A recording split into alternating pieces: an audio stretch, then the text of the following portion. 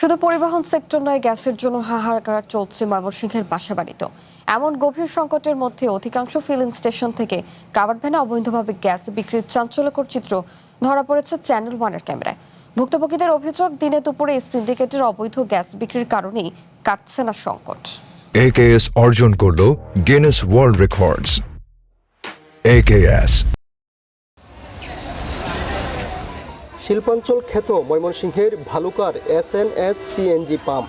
দিনে দুপুরে এই পাম্প থেকেই অবৈধভাবে গ্যাস ভরা হচ্ছে একটি কারখানার কাভার্ড ভ্যানে। একই চিত্র শেখ জহরউদ্দিন CNG এবং LPG স্টেশনেও। অভিযোগ রয়েছে, এই পাম্পটি থেকে গোপন সংযোগের মাধ্যমে কৌশলে কাভার্ড ভ্যানে গ্যাস সরবরাহ করা হচ্ছে। অনুসন্ধানে দেখা গেছে ভালুকার প্রায় প্রত্যেকটি পাম্পই চলছে এমন অনিয়ম। প্রকাশ্যে এসব অবৈধ কর্মকাণ্ড চললেও ক্যামেরার সামনে কথা বলতে রাজি হয়নি পাম্প কর্তৃপক্ষ। এ বিষয়ে কিছু বলবেন? পাম্পে ওই যে টাকার লোভ অনেক পাম্পে দিয়ে ওই যে কাভার ভ্যান এইসবে দিয়ে টাকার লোভে দেয়, কিন্তু গ্যাস অফিস থেকে নিষেধ।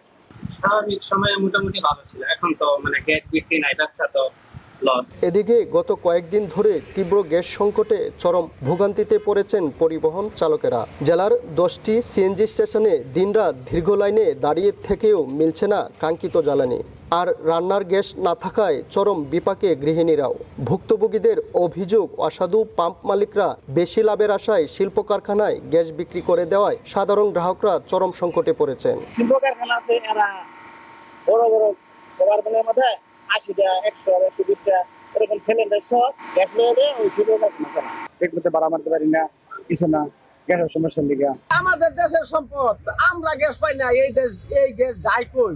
অনেক রাতে গ্যাস আসে, তখন রান্না করতে হয়, আর সারাদিনে কোনো গ্যাস জ্বলেই না। চুলা ধরাইতেই পারি না, দোকান থেকে কিনাই নাই না, খাবার খাই, দোকানের খাবার খাই, অসুস্থ মানুষ আরো অসুস্থ হয়ে যেতেছে। চোখের সামনে এভাবে কাভার্ড ভ্যানে গ্যাস বিক্রি হলেও এ বিষয়ে যেন কিছুই জানেন না তিতাস গ্যাস কর্তৃপক্ষ। তবে ক্যামেরার সামনে তাদের দাবি, অবৈধ বিক্রি বন্ধে কাজ করছে নিয়োজিত টিম। খুব দ্রুতই পরিস্থিতি স্বাভাবিক হবে বলেও আশ্বস্ত করেছেন তারা। অসৎ উপায়ে তো কখনোই করতে পারবে না, সেই জন্য তিতাস গ্যাস সবসময় সচেতন আছে। উচ্ছেদ অভিযান অব্যাহত আছে আগের মতোই। এখন মোটামুটি আস্তে আস্তে স্বাভাবিক হয়ে যাবে আশা রেখে। এই সপ্তাহে অর্ধেকটা স্বাভাবিক হয়েছে, সামনের সপ্তাহের দিকে আশা রেখে আমাদের স্বাভাবিকভাবেই আমাদের গ্যাসটা পাবো আর কাছে। ময়মনসিংহে 10টি CNG পাম্পের পাশাপাশি 22টি শিল্প কারখানা, 14টি ক্যাপটিভ পাওয়ার, 135টি বাণিজ্যিক প্রতিষ্ঠান এবং আবাসিকে প্রায় 25,000 পরিবার তিতাস গ্যাসের ওপর নির্ভরশীল। Ilias Ahmed, one news, Mymensingh.